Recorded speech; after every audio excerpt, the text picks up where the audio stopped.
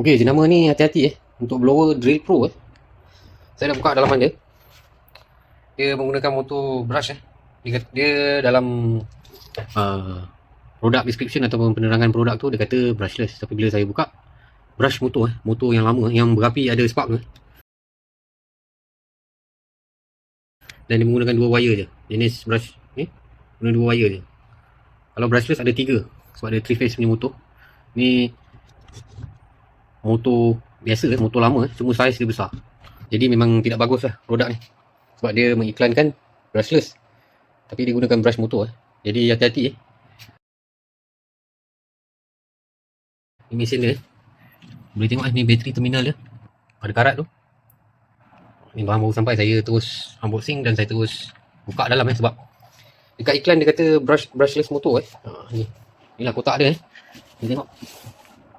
Gambar pun gambar kartun. Sama pattern tu. Lithium electric dryer bukan blower, dryer. Strong power wireless bound. Okey. Ni lah. Lithium electric dryer strong power wireless bound, brushless external rotor technology. Ada boleh marking tu with brush rotor, nampak? Jadi maknanya dia hantar yang brush rotor, bukan brushless external rotor Jadi dia dah tipu lah maknanya. Lepas tu dia pun ada note dia katakan the product is subject to the real object. Maknanya produk ni bergantung kepada objek sebenar. Objek sebenar dia yang tu lah, bukan kartun ni.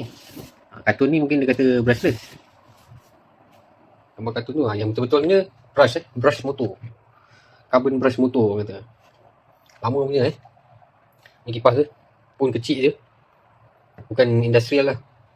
Pada saya ni produk murahan tak ada kualiti. Harga nak dekat 100. Dan terminal dia pun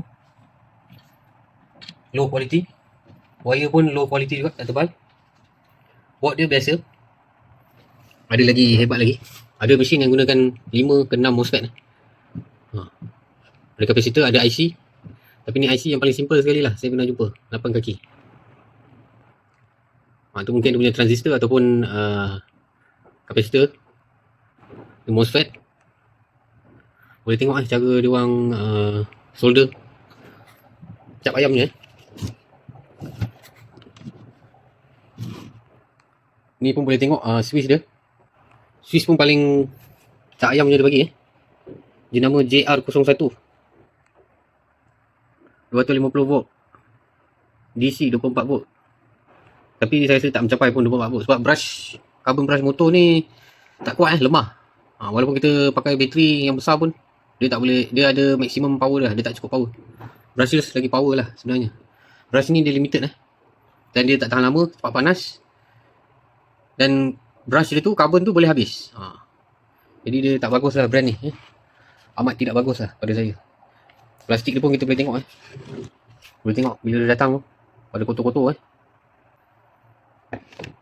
Jadi ni salah seller lah, ni bukan salah produk ni. Produk ni mungkin dijual brush motor memang betul, mungkin keluaran lama.